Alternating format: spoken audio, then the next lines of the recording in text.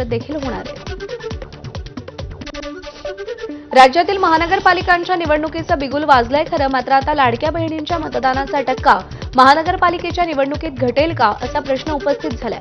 महापालिकेसाठी राज्यभरात 15 जानेवारीला मतदान होणार आहे, तर 14 जानेवारीला मकर संक्रांत आहे। अनेक महिला संक्रांतीला माहेरी जातात, त्यामुळे लाडक्या बहिणींच्या मतदानाचा टक्का घटेल का हा प्रश्न या निमित्तानं उपस्थित केला जातोय।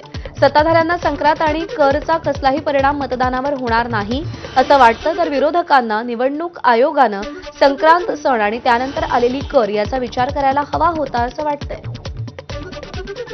दरम्यान याच निमित्तानं विधान परिषदेचे विरोधी पक्षनेते आणि सामाजिक न्याय मंत्री संजय शिरसाट यांच्याशी बातचीत केलेली आहे आमचे प्रतिनिधी कृष्णा केंढे यांनी।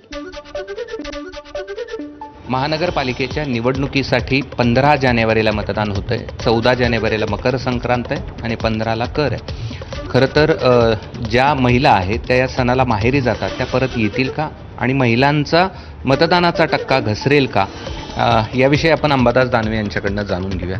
काय वाटतं तुम्हाला, मतदानाचा टक्का घसरेल आणि याची निवडणूक आयोगाने जाण ठेवायला हवी होती?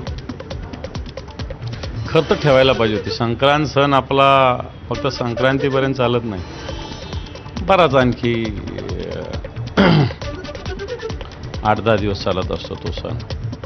आणि महिला विशेषतः एकीकडे हळदी कुंकवाला जाणं हे ते प्रकार सगळे या काळात असतात।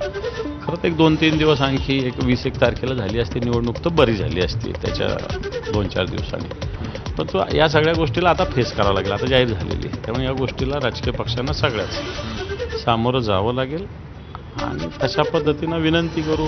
बरं, लाडक्या बहिणीच मतदानाचा टक्का घसरेल का पण लाडक्या बहिणीचा यामुळे? घसरू नये असा प्रयत्न आम्ही निश्चित करू, कारण शेवटी मतदान हे सगळ्यात महत्त्वाचं आहे, ते केलंच पाहिजे ही भूमिका आम्ही सगळीकडे समजावून सांगू। हे होते अंबादास दानवे आणि त्यांचं म्हणणं आहे की निवडणूक आयोगाने खरं तर या सणाचा विचार करायला हवा होता। कॅमेरामन धनंजय दारुंटेसह मी कृष्णा केंडे, ABP माझा, छत्रपती संभाजीनगर। सत्तेत आलेले सर्वच जण म्हणतात की लाडकी बहिणीमुळे आम्ही सत्तेत आलो, मात्र 14 तारखेला मकर संक्रांत आणि 15 तारखेला कर आहे, त्यामुळे लाडकी बहीण माहेरी असेल